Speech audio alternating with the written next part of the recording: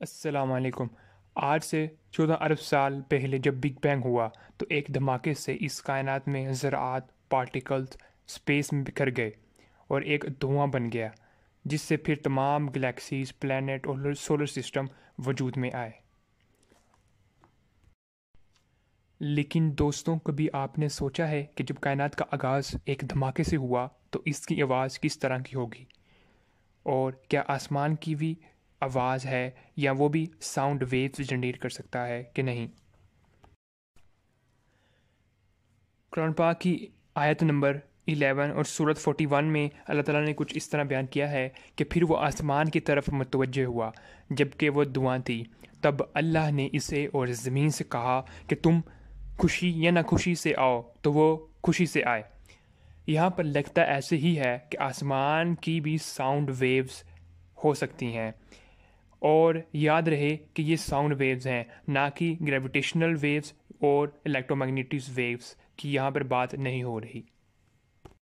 باقی کامل علم تو اللہ کے ہی پاس ہے، ہم تو اپنی لمیٹڈ سوچ سے سمجھ ہی سکتے ہیں۔ اگر ہم سائنس کو بھی دیکھیں تو وہ کائنات میں اس بگ بینگ کے بعد کی ریکارڈنگ حاصل کرنے میں کامیاب ہو گئی۔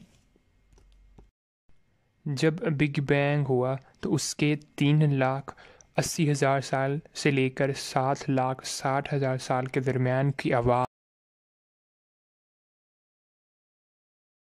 آواز کی ویو لینتھ زیادہ کنٹریکٹ تھی، لیکن جیسے جیسے ایکسپینشن اس کائنات کی ہوئی جو کہ ڈارک انرجی کی وجہ سے ہو رہی ہے، تو یہ ویو لینتھ زیادہ سٹریچ ہونے لگی، اور شروع میں یہ آواز زیادہ بلند تھی، پھر آہستہ آہستہ کم ہوتی چلی گئی۔ یہ آج سے 1400 سال پہلے قرآن میں آیت نازل ہوئی تھی، اور اللہ نے اس کا 1400 سال پہلے ہی ذکر کر دیا تھا، اور قرآن میں سائنس کی